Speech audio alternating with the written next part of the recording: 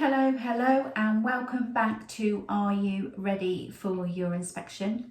Welcome to the podcast, the short, sweet, golden nuggets every week that I give you some information that I hope that you take forward for the week, basically. So, what I want to talk to you about this week is about the self-evaluation form.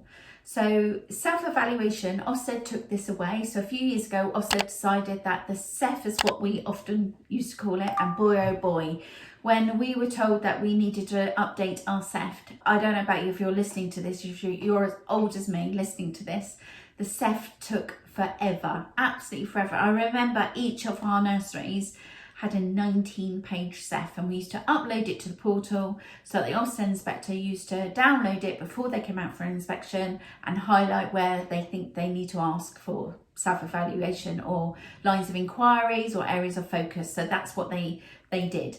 Luckily, you don't need to do that now.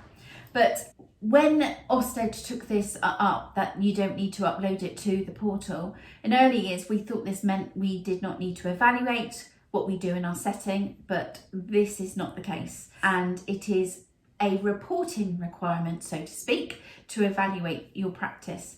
Now, the Early Years Inspection Handbook for Ofsted states in 2022, number 79 and number 80. So let me just read to you.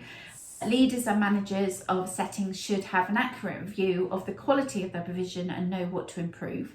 They do not need to produce a written self-evaluation, but should be prepared to discuss the quality of education and care they provide and how well they meet the needs of the children with the inspector. Inspectors will consider how well leaders and managers evaluate their provision and how they can improve or to maintain its high standards. So basically, it is a reporting requirement that you need to be doing it. So self-evaluation in our early year settings is really crucial for a variety of reasons. These are the things that I want to put out to you so that you have a clearer understanding. We do need to be doing it. So the first one is all about continuous improvement. Now, self-evaluation helps in identifying the strengths and weaknesses of our setting, and by evaluating it, it becomes a focus on those areas that requires improvement and create a plan to address them.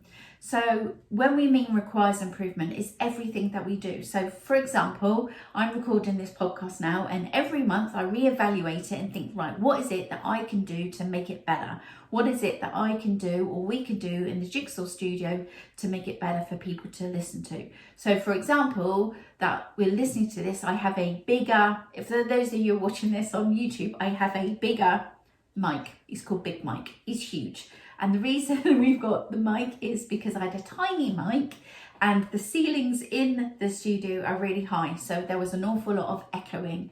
And that's only by me listening to our own podcast, which is something that I don't do very often. Hence why we've got Big Mike that's with me today. So really, you need to be making sure that you focus on the areas that requires improvements and create a plan to address them. Ensuring quality. So by regularly evaluating your early year setting, you can ensure that the service you're providing is of the highest quality and meets the standards set by our authorities, set by Ofsted, okay? We need to be ensuring that our quality is always adding impact.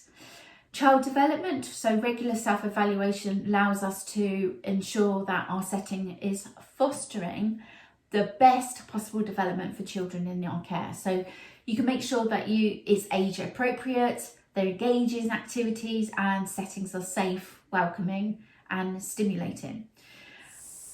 Going on to the next one is about informed decision making. So regular self-evaluation will provide important data that can inform decision making about staffing, about training, about where the resources are allocated and so much more.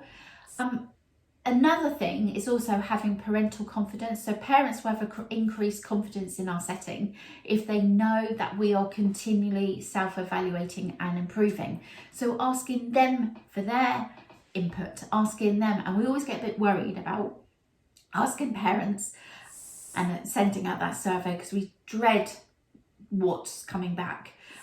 And sometimes the truth hurts, and actually what you need to do is look at what they've said and think what you can do to make it better so that they feel that they're being listened to.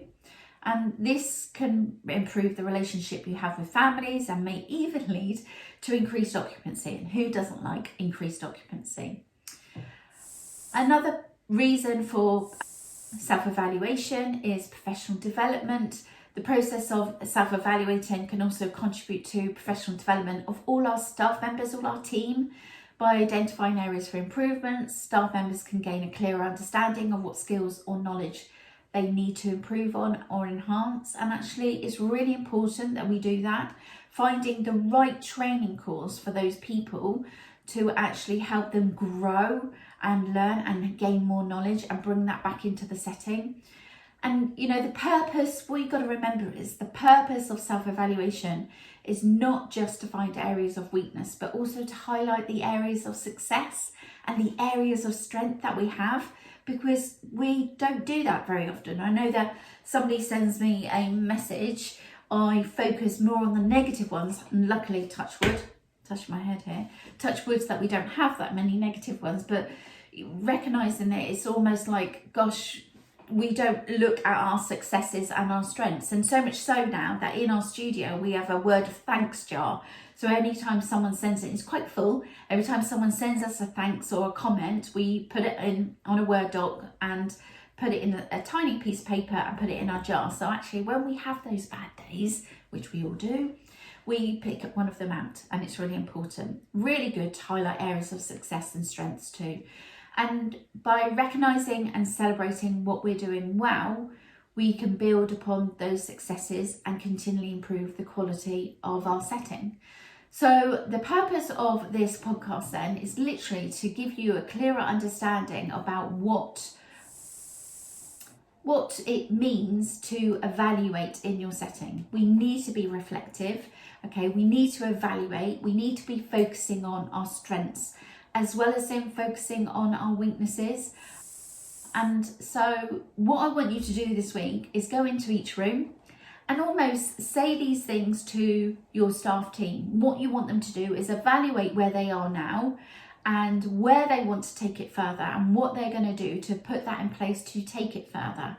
And also go and find out what you do with parents as well. When was the last time you sent about a parent survey out? Or also an outside agency. When was the last time you did an outside agency survey? So it's really important that you do that and think about what you're doing to improve and evaluate your setting.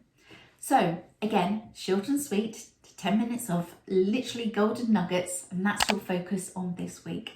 I hope you are well, and I will see you or speak to you next week. Take good care.